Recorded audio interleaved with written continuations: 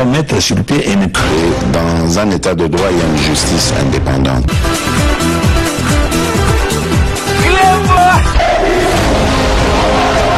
Ce n'est pas pour rien qu'il faut des conseils.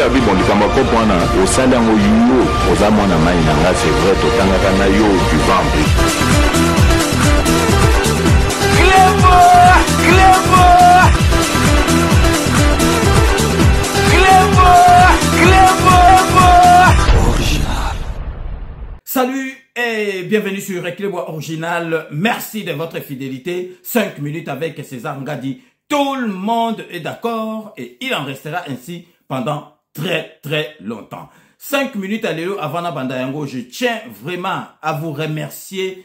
Na fidélité na bino bozala kanango na 5 minutes.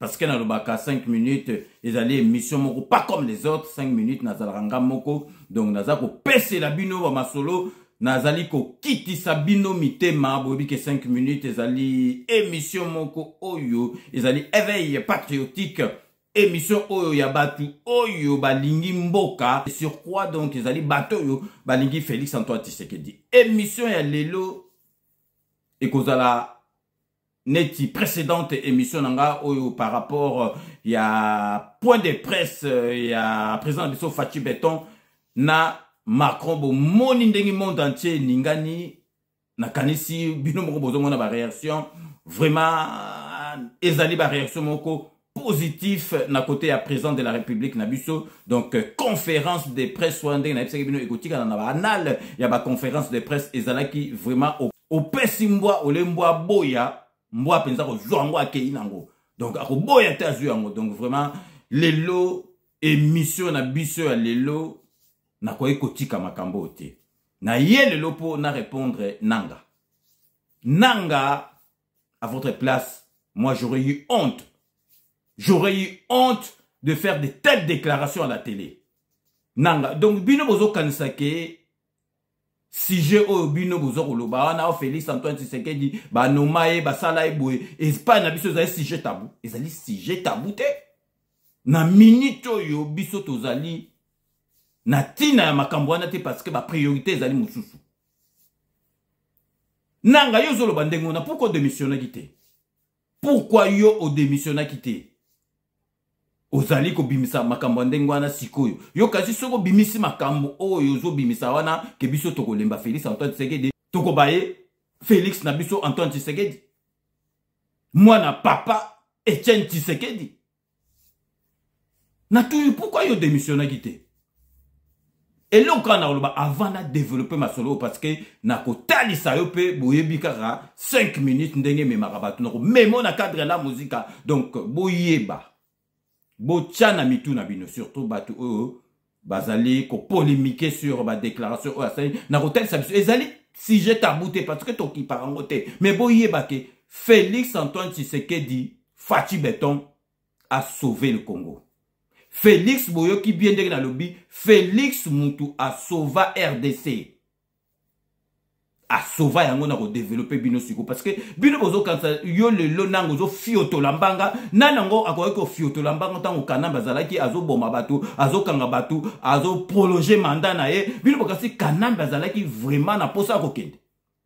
Kanamba za sokoro donc akoye ko ndimaka kufa nika na pouvoir et puis boye ba ceux qui Félix Antoine Tshisekedi Tembele kanambe ti lelo azali parce que azali ki entouré na ba fakwa atikela ko ngo ba liberté ba yiba na bango donc ba kokeki ko linga ko tuteke masole changer nana ngo lingo ko telema devant kanambe nana ngo lingo ko signer kanambe ndengi Félix Antoine Tshisekedi a signer memie na miga makwate perkita koi nango zali ko ba sikoyo na répéter à votre place nanga moi j'aurais eu honte yo pe musali na nzambe bato bazo tia musali na nzambe donc bino kaka botala donc avant de développer bato le musu bazaki ki di baba landa ki honte nazo tia bino mo boyoka donc oh nanga lo baki les 50 oui bieza ya ba côté ya ba kanambe bo yoka makambo lo baki donc ezali vraiment na yebite soka lo biongo tinani mena ko lakisa ele loke eza sujet tabou te pona biso na ko expliquer yende to message na ko expliquer na 5 minutes avec ces engagements donc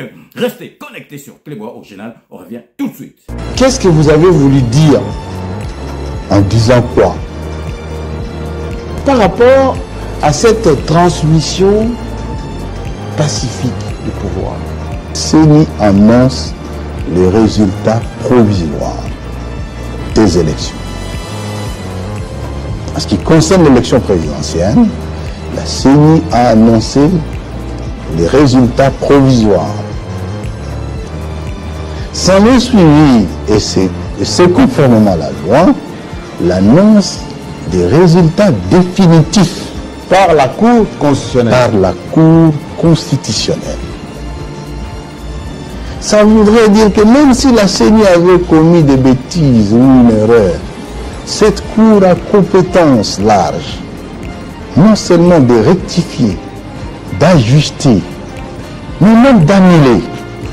Il y a aujourd'hui un débat autour des propos que Nanga aurait présentés parlant d'un accord politique.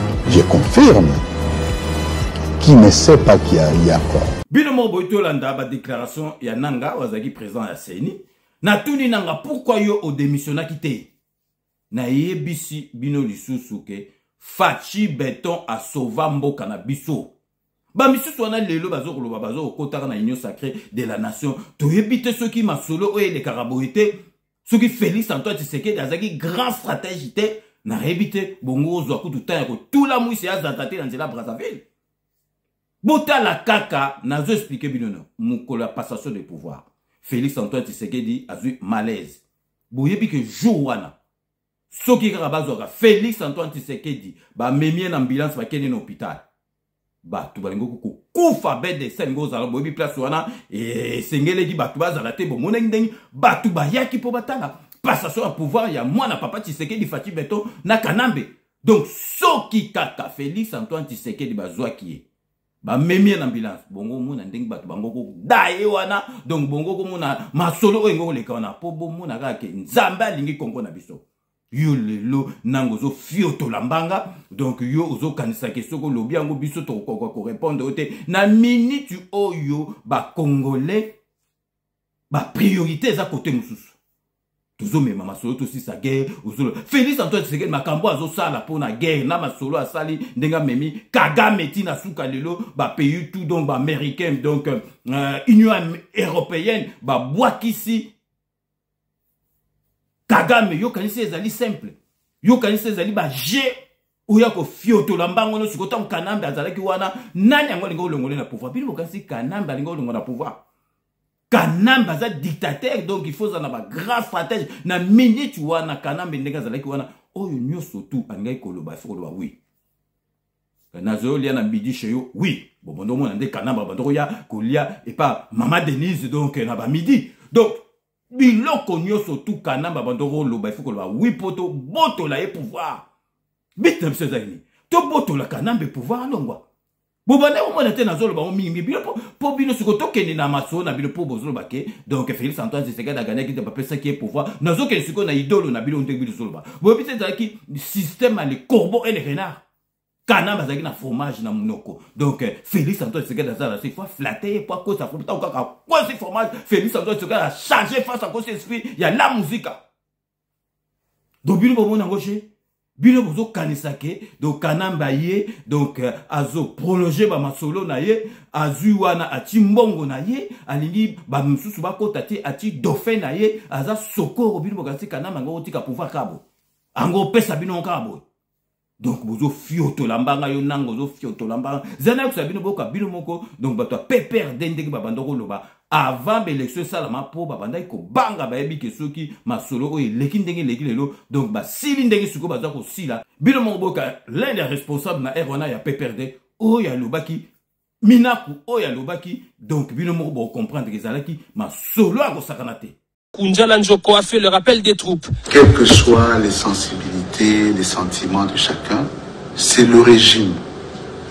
C'est Joseph Kabila Kabange, c'est Mzé, c'est toute cette démarche.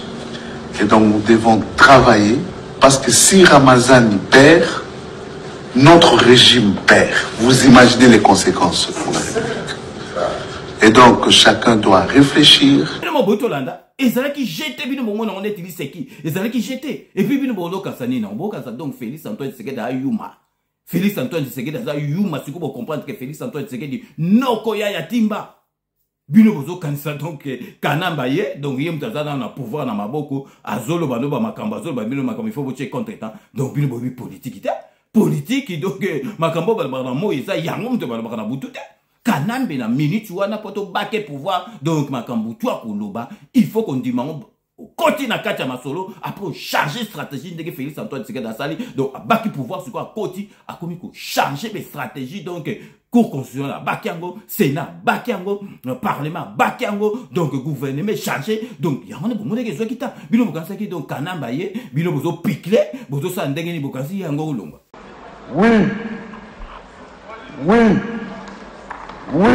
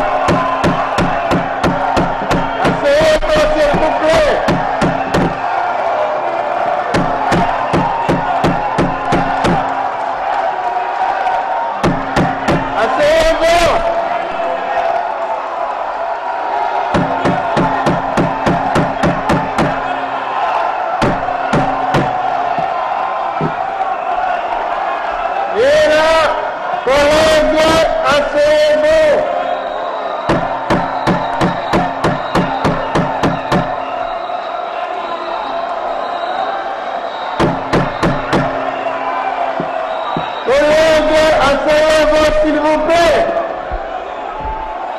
restez calme.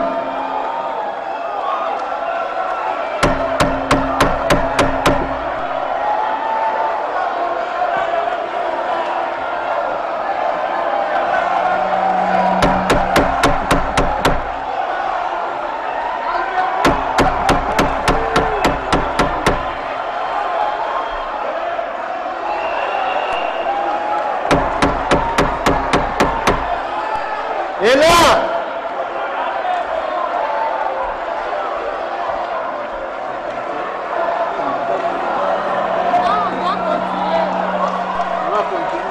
non. Oui. Silence, s'il vous plaît. Oui. Non. Non. Oui. Oui. Non. Oui. Non. Oui. Oui. Oui. Non. Non. Non. Non. Oui. Oui. Non. Non. Continuez, collègue. Non. Oui.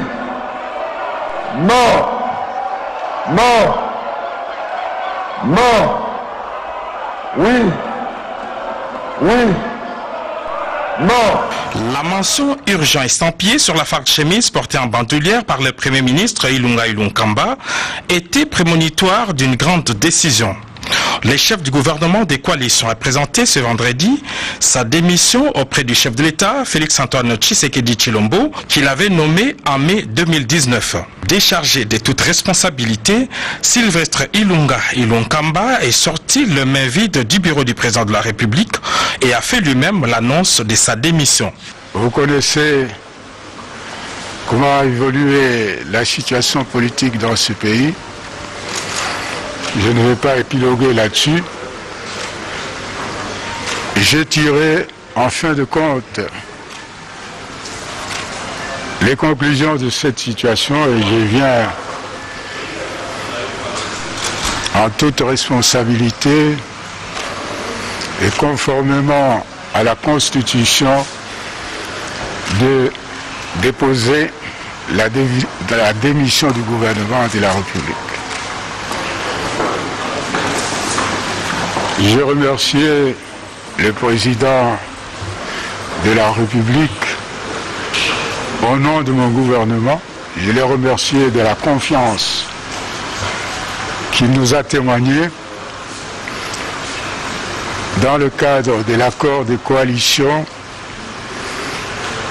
qui a permis à notre pays de connaître la première expérience de passation pacifique du pouvoir. En ce qui me concerne personnellement, je remercie le président de la République de la confiance et de la cordialité de relations que nous avons entretenues durant les 15 mois que je suis à la tête du gouvernement. Même si on le savait déjà déchu par l'Assemblée nationale, le dépôt de sa démission auprès du chef de l'État tourne la dernière page de la coalition FCC Cash. Les successeurs de Sylvestre Ilunga Ilunkamba sera connu dans les prochains jours. L'article 22 du règlement intérieur du Sénat que le président du bureau sortant, l'honorable Alexis Thambwe Mwamba, a procédé ce mardi 9 février à la remise et reprise avec le président du bureau d'âge, l'honorable Léon Mamboléo. Au cours de cette passation des pouvoirs, le président sortant a remis à son successeur tous les symboles du pouvoir et les différents documents de travail. Les devoirs républicains et les devoirs républicains sont sacrés. Symbole de nos attributs, une écharpe de personne du ministre. C'était qui était dans l'ancienne série. Et ça, pour la discipline. Voilà ça. Je vous remets toutes les annexes ainsi que le sceau. Le sceau et toutes ces annexes sont à votre disposition. Bonne chance, Président.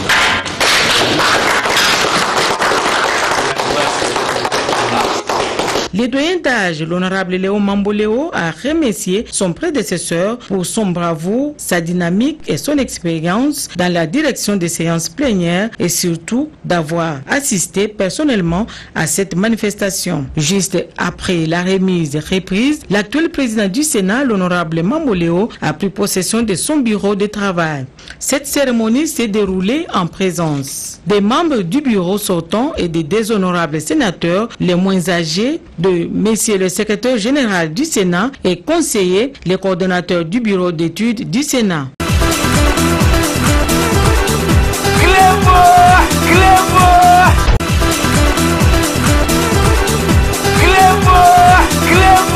Do yo nango zoko fioto lambanga sikoton kanamba ta yo bondo fioto lambanga. Donc bino bakasi biso to ko faire expliquer binote bozo kanta soko bo lobi ndengwana nde biso to bangi ubeto lali donc bozo ba makampa pamba o Macron lo baki bo Macron salibo nana ngwa ko oser azong c'est la Macron ndenga zane président France ndenga zaike ba président France azolo ba yozong c'est ba masolo bon moi ça sunge soute kuna na Brazzaville coup il fallait Macron ya lo ba va Macron tikel coup Macron lo ba a lobi masolo moko bodo ke zanga nzela. Boussaka na Félix Antoine Tshisekedi était aux Oloba, que Félix a sauvé Congo. Félix a sauvé Congo, tozala qui a tout sali ba marcha ou tout sali ba talon na biso ba sapato et sili. Nananga longa ikanam. Jo ando na Belgique wana Congo nanga et qui m'a kendeng na kina bamba ba kaya so boy place suka. Nananga zaki na force a longa la kanam. Ni tete stratégie à danger, il y a Félix Antoine Tshisekedi fachi beton, a nagisi penza za noko. Na masolo on siko na tuna bino nana za yuma nana za yanke Félix muto za yanke na masolo on nana ganya uzoro fongo la biso ba masolo zo loba ba masolo ndige soki ndenge nini ndige soki donc biso to ko baye Félix Antoine Tshisekedi ndige soki ezali élément moko nouveau na dossier mais non menanga na lobby sous moi à votre place j'aurais honte. Donc nanya on a répété surtout nanya on a minute wana akora ko signer kanamba signer a signé Kanambe, a tika pouvoir, to kumbele ndengi siko to kumbela. Mais non, il faut docteur ça la reconnaissance à Félix Antoine Tshisekedi azo risquer vie na ye tilelo. Tilelo azo risquer vie na ye pour Congo ke nanzela malamu. Bino bona mona ngoli seki, bino bona mona ngoli seki. Na ye bisibino soki Félix Antoine Tshisekedi tendenge na zo bisa bino tilelo Kanambe alinga ko za na pouvoir. Kanambe ngolonga te, alinga ko za tilelo na pouvoir. bino bozo boule soki ndenge nini le wana Kanambe kananga sanguinaire Kanambe a dictateur donc barré batu tout na yeba zalaka au moins te Kanambe donc moi na muke moko ba mikolo bazali pembe ne ba komaki bazomba parce que liberté ba mandoko fiakula bango liberté o ba bandoko liamu tete bazo fakola mbongo zalaki ba jeter sikoyo ko bimsa biso na ba air moko bo tozo préparer ba élection na biso tozo sala makamba guerre ozo bimsa ba solo moko bo o soki ndenge nini bon cour constitutionnel seni ezalaki banana ezalaki bino na ba Kanambe te ezalaki yona ba Kanambe te. C'est vraiment n'importe quoi, n'importe quoi, n'ébité. Donc, tout peut maintenant nous, tout marquer pause publicitaire et à ma partenaire la mission. Donc, restez connectés sur Clément Original. On revient tout de suite.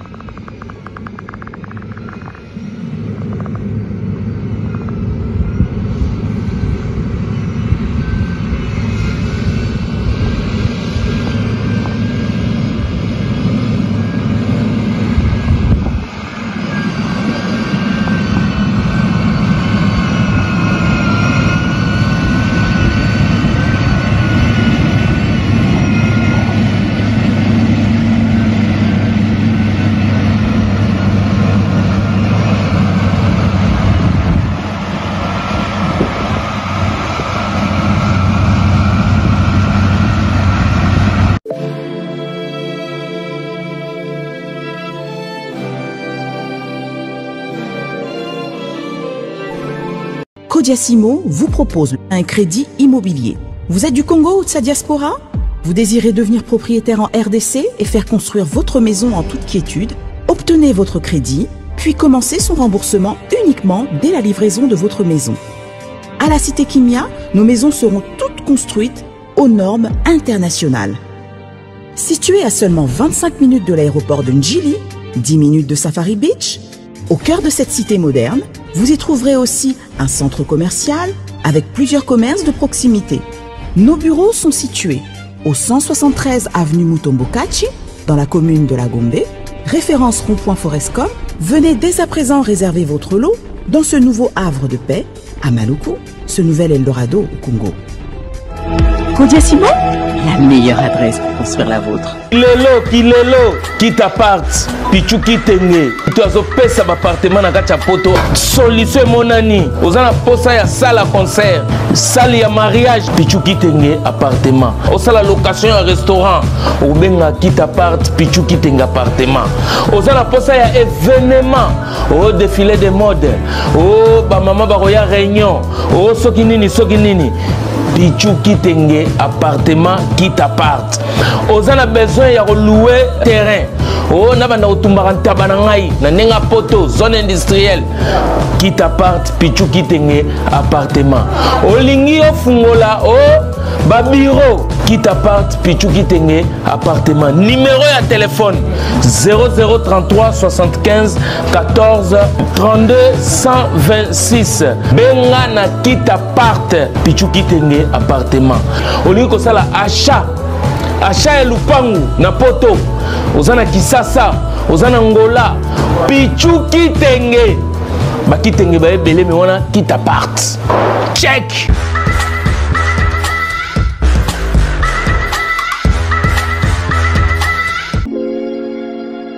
Sepela TV ezali décodeur ya Banamboka. Sepela TV différence nango ezali na ba décodeur mususu o tozalaka nango na kati ya ndaku. Sepela TV botala ngo ezaka mukie. Eza mukie olingi ko voyager ozu yango o voyager nango. parce que ba décodeur obiso tozalaka nango evandika na ndako mais Sepela TV déjà za mukie botala ozu au collection ka na poche na poche à veste au voyager au memi yango partout dans le monde ici ka zo kende donc ozaka na besoin ya câble HDMI courant na internet est comme partout courant zalaka partout donc ils en a plus de 500 chaînes yo surtout ya kitoko bilengi ba choix ya congolais kaka mutaoye bango donc congolais kaka mutaye bango congolais kaka mutaoye ba elengi nini yo kaka donc congolais kaka mutaye bango donc Sepela TV za ya bana mboka bozwa abonnement nango okozwa ngo ya ne mobimba okozwa ngo pe par mois au bengi bango na ba numéro na bango bozali komona donc Sepela TV ezali décodeur ya yo ya ngai donc ezali ya étranger te ezali ya bana mboka avec Sepela TV tout le monde est d'accord et il en restera ainsi pendant très longtemps. Bienvenue dans le monde de Sepela TV. Sepela TV est le décodeur qui vous permet de suivre les chaînes du Congo en direct de la diaspora. Wami Business, votre agence de fret maritime et aérienne. Vend des produits importés, lait de beauté, vin rouge, blanc, rosé, sel, sucre, désodorisant, eau de javel, savon de Marseille, casseroles et divers articles. À Kinshasa, nous sommes sur l'avenue Maringa 83, direction Assosa dans la commune de Kassavu. Pour plus de contacts, appelez-nous au plus 243 85 018 22 17 0033 75 80 96 032. Wami Business, toujours la qualité. Sur Paris, nous sommes au 5 boulevard Ornano 75 018. Wami Business avec Mama Mireille Wankaki, toujours la qualité. Chez Elbito Coiffure, toujours, ça marche comme ça là, avec la expédition là. Toujours.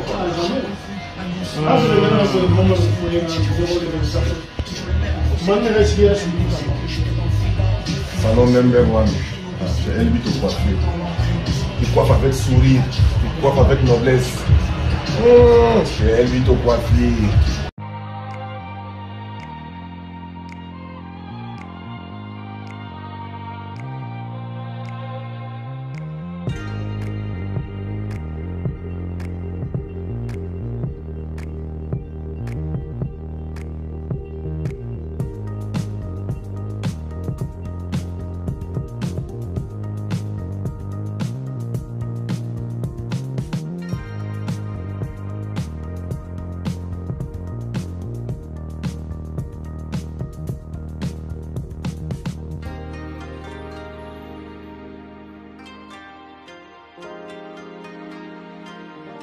De retour sur le plateau, merci et bienvenue pour ceux qui viennent de nous rejoindre après ces bandes annonces relatives à nos partenaires au Boyebika, Kodia Simo, Sepela TV, Wami Service, Kitenge Appartement et Salon de Coiffure Elbito Coiffure. Voilà, bazali ba partenaire na biso bazo renouveler tout le temps confiance na chaîne na bino et puis biso pe toujours se plander pe bino bo zali ko landela masolo ya ba partenaire na biso elingi na ngene sa bino bo yebake Congo na biso wana ya RDC ezali pays moko prophétique et puis sikoyo fachi mutu oyo nzamba zwa a utilisé pour sauver Congo. Pays na biso ezali pays moko prophétique sikoyo nzambe aluki na aluki fachi beton aye na ye wana utilisé pour sauver mboka na biso Congo. Parce que ba makambo eto eleka soki nzambe te mbele to ebite soki suka ndekeni botala mama solo tu ba yaki wana yo gazi kanamba kendaki même kendaki asalaki donc ati ba garde fou na ya asalaki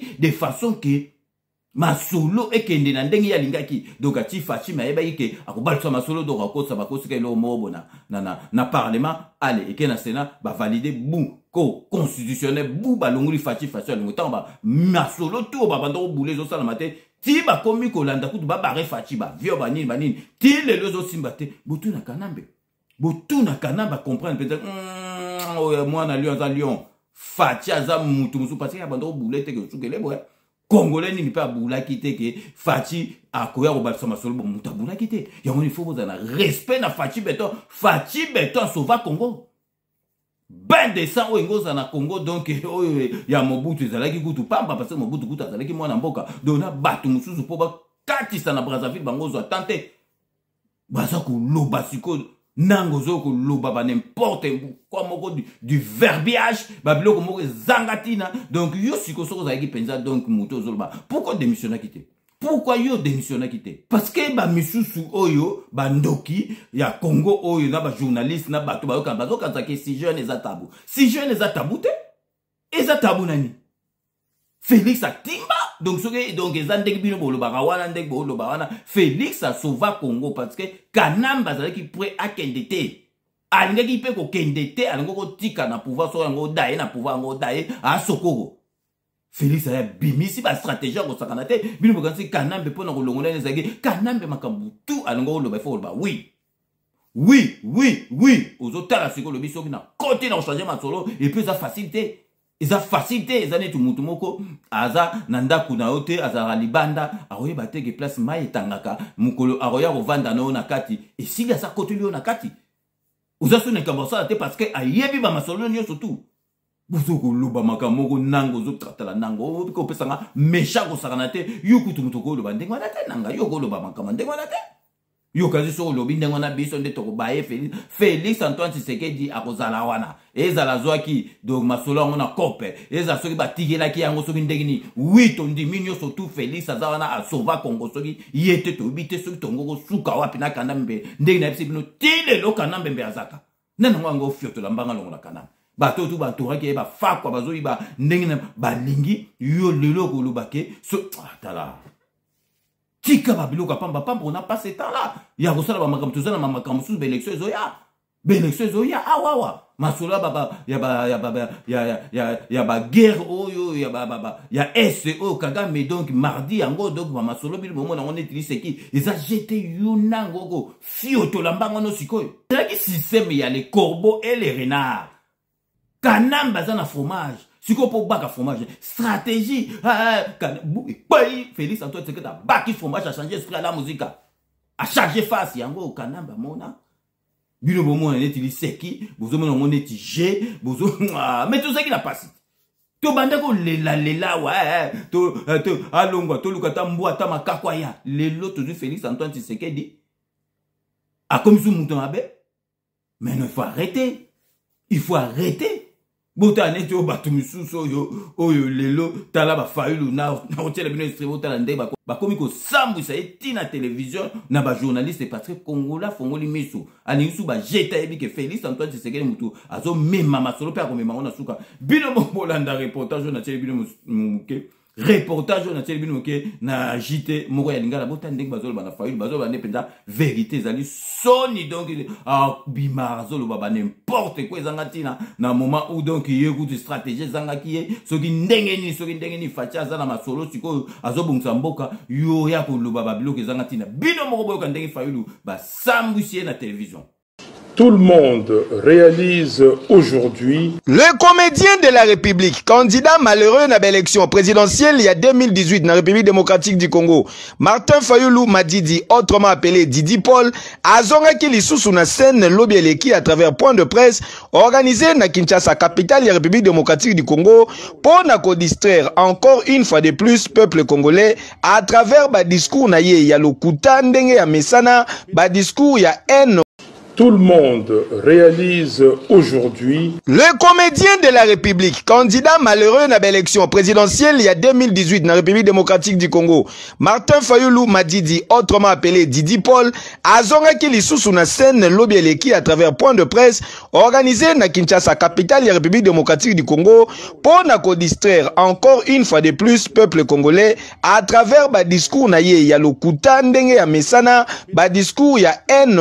Bino mo banandi Fayulu soni na niveau yo homme politique baba no salo penza na JT ya télévision bazolo ba makamba bo donc pour mona ke vraiment que eza buzo baba congolais ba lingisu buzo bate ba congolais baza focaliser na makamba guerre na makambu ke suko masolo et comme malamu yuzo lobela biso biloko ka loba Félix azo risqué vina eti lelo azo risqué vina pour na Congo na répéter surtout Félix a sauvé Congo. A sauvé Congo sinon te ti lelo Kanambe ngozala. Kanambe mutango longola zate donc il fallait être stratège neti Félix Antoine Tshisekedi fachi béton. Donc vraiment zali makamoko il fallait tout le parce que ba tumusus ba kansara celui ba lobby Félix azwa bo konjete ba pesa et celui de mais siko na masolongo nani yuma nani yang donc dès Félix azana agoya penza pesi ba to PPRD donc bo konjango nani azaya yanke nani azayuma Kanambe mutaza yuma Félix a timba donc ya baka donc qui sent bien descendre d'un papa Tshisekedi dans le bail que il dépêche et que soit pouvoir sans maquiller tamba ils ont qui jeté Félix a zubo le bamakamwa pamba azwa soki ya cop ou bien ils ont qui soki ndengi ni tondimi mais Félix a sauvé Congo et puis azo kumbela masolo bien ou distribution na makamoko zangatina te na makamoko zanganzela ezangatina na minute ozolo bango minute ozolo na ba guerre tout ça la guerre élection ozolo loba makamoko pamba n'importe quoi donc yo kaseki biso bien to kubanga ko lobelo bien to kokota chuma ou beso kindengeni Félix a sauvé Congo et puis Félix a boulonné et puis grâce à yé que do sauvama donc batuba dayate et puis Félix a grand stratège et puis a demandé qu'on a télémela Kanambe nena ngwa ko hotel makanambe na ba période wana epenza ke atelemi kana ba baké pouvoir mutaza la kita yanga lelo donc na ko tika nanga lo baba n'importe quoi te azoya na ba télé 50 ya bango na bango lo ba n'importe quoi il fallait démissionner tu yo so mona ki penza ke nini fallait démissionner cour constitutionnelle c'est que bino c'est que bino n'importe quoi donc ko bandela so baba faire aboter ko bandela so ba faire aboter donc il faut que soni yoko lo bakutu ndenge wana te do yangona na ngai lelo na tika masolo te na ya penza na pesi la penza nanga comprendre que biso toko banga discours wana te eza kutu sujet tabou te donc na répéter surtout une fois de plus Félix a sauvé Congo Félix a sauvé Congo donc Kanambe soki Félix était mbele tilelo Kanambe azalaka na pouvoir pour mutako ko longola été donc pour to kisaka moi bané to kotiela bino donc boyebi que président de la République a kendaki na Suisse donc a kutanaki na bana mboka et puis kuna boyebi que na kata Suisse donc musicien munena zala kuna marai murunda oya viva la musique oya marka penze pour kinetanga kota bomona penza ba donner changer ton ba question donc marai tanga koti vive zong ndenge mususu boyoka ndenga bwaka kilolaka donc murunda marai en présence à président de la République na Genève donc restez connectés sur Clébois Original on revient tout de suite. Nous invitons l'artiste musicien Marai pour l'hymne national. Totelema bakongole tosangana pona mabele tosangana pona bokasi ya lipanda tombola elongi kobanga lisusu te pona libera tozwi nzela ya solo ya kimia opepla nguya na mosala totonga mboka koleka ndenge ezalaki liboso na kimia bana mboka yembani nzembo ya loku oyo esangisa bakongole na lolendo pesa lusako na bendele ya kolo wana ndakisa ya bolingo ya Kongo na biso basi babenisa na bakoko mboka kitoko oyo tolinga tobota bana totondisa mboka Kongo na monene 30 juin moya ilanga sanza motoba au 30 juin mokolo ya somi toza ba témoin mokolo yango etikala libela tolapina ya libanda oyo tokotika epai ya bakoyo bakoya nsima mpona libela.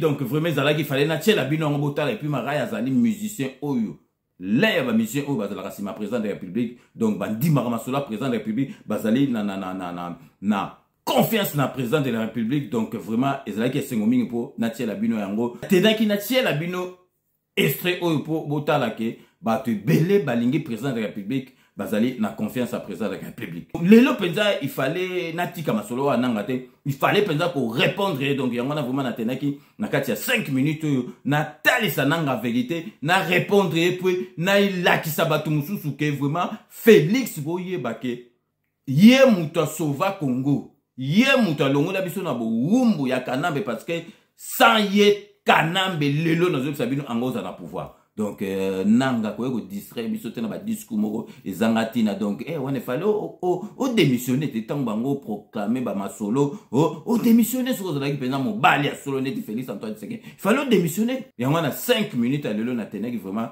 na bête la bino lisolo na répondre nanga pour comprendre que donc on est sujet tabouté donc plutôt ko bangela ka ngote plutôt za na tina ko yoka ba discours na te parce que Félix Antoine Tshisekedi mutaza président azo ango soka zo ki ndenge ni soka zo ki ndenge ni ye mutaza présent azo kumbela masolo malam donc tokomi na suka ya émission na biso ya lelo ndenge na psa bino ka ke je vous laisse le soin d'en tirer vos conclusions et de me faire parvenir vos commentaires comme d'ailleurs vous en avez l'habitude donc so tokomi na suka bobika base ya ngonde makambo base ya ngonde na likopa ya ba Fayulu na Genève président de la République avec qui base abeti chita sima ya ngona masolo commandé assume ce que je dis.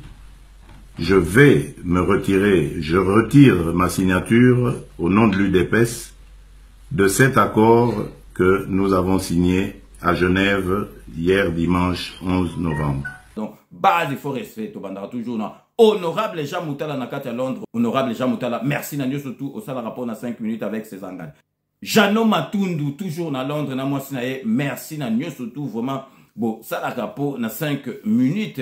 Avec César Ngadi toujours na kati à Londres tous allez couper ça José Kano qui kakamene José Kano qui kakamene maître Weramukuna maître Rajamoule merci na surtout pour ça le rapport na 5 minutes avec César Ngadi tout ce qui s'accane à Londres na Maria la beauté naturelle la beauté naturelle il y a Maria vous sentir vraiment zali naturel na côté il y a beauté to keisi koyo na kati il y a Suède pour na couper ça fidèle de fidèles, ceux qui n'ont bien fidèle de fidèles parce que bandana depuis des gokao, depuis internet et banda change kataza la gara nangai na kopesa mbote na Thérèse Kamani, merci na surtout au sala rapport na 5 minutes avec César Gatoke Suko na kati yalo la pour na kopesa Poutou de yalo la petit sœur propre Poutou de yalo la merci na surtout au sala rapport na 5 minutes avec César Gatoke bobi que jamais to ko na Espagne sika vrai chéri Beloti Mavungu vrai chéri merci na surtout Beloti Mavungu sala rapport na 5 minutes avec César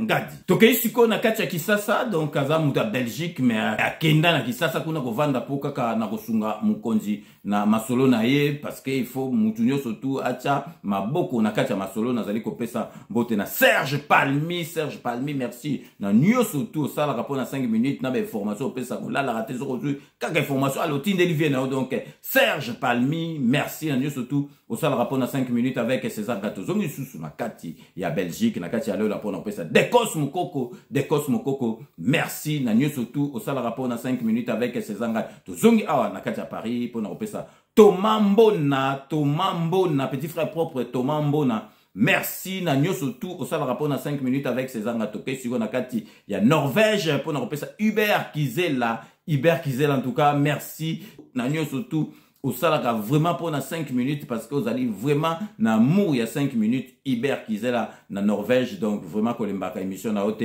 partager ka sala ka nyoso tout sala donc une fois de plus Hubert Kizela merci na nyoso tout au sala rapport na 5 minutes avec César Ngatozongi on a kata Paris pour nous représenter Fifi Filo Faria, l'homme à la Mercedes, très propre Fifi Filo Faria. Merci Nanyo surtout au sale rapport dans 5 minutes avec César Ngali, toujours na kati. Il y a Paris, vous allez copier ça. Jean-Marie Chibangu.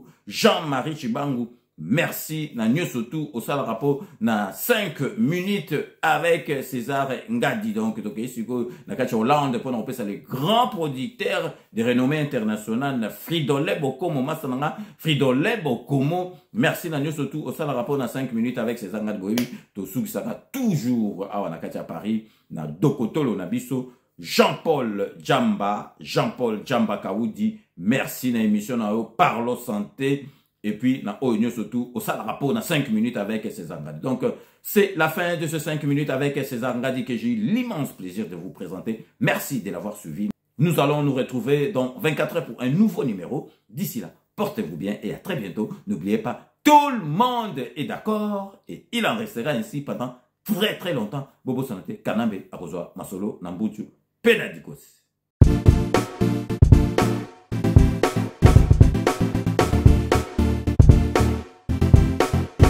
On doit mettre sur pied et mettre dans un état de droit et une justice indépendante.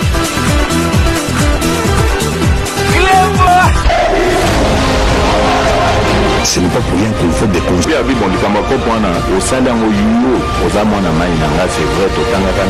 tu vas